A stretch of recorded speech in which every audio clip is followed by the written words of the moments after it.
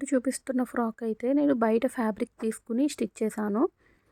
Cost అనేది ఎక్కువే పడింది. మీటర్ వచ్చేసరికి 400 వరకు పడింది. నేను 4 మీటర్స్ అనేది తీసుకున్నాను.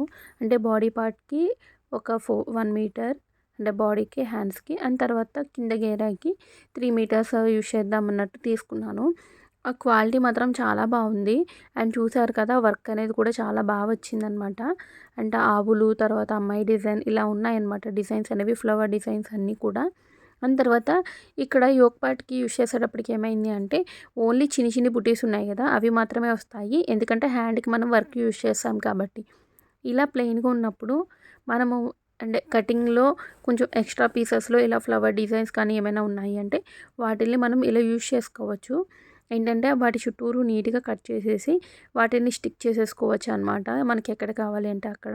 అండ్ చూసారు కదా, చిన్ని చిన్ని ఫ్రిల్స్ అనేవి పెట్టాను. ఇది 1/2 ఇంచ్ ఫ్రిల్స్ అనేవి పెట్టాననమాట. అండ్ బ్యాక్ నెక్ వచ్చేసరికి ఇలా టెంపుల్ షేప్‌లో పెట్టాను. అండ్ ఫ్రంట్ నెక్ కూడా చూసారు కదా, బ్యాక్ సైడ్ వచ్చేసరికి ఇలా అంటే ఒకవేళ ఏమైనా లూజ్ ఉంటే కట్టుకోవడానికని థ్రెడ్ కూడా ఇచ్చాను.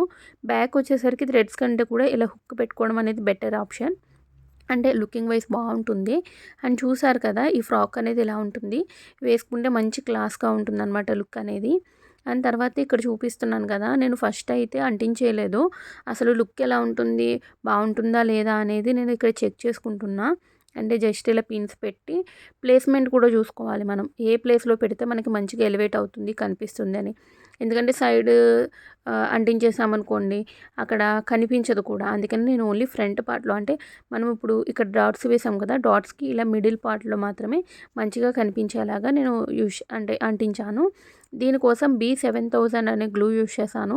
ఇక్కడ ఏంటంటే కటింగ్ చేసిన తర్వాత కూడా మొత్తం పోగులు వచ్చేస్తుంటాయి. దాన్ని అగరబత్తితో నేను మొత్తం అంతా కూడా నీట్‌గా చేశాను. ఇక్కడ చూసారు కదా, అంటించేసిన తర్వాత ఐరన్ చేసుకోవాలి. ఐరన్ చేసుకుంటే ఈ విధంగా ఉంటుంది.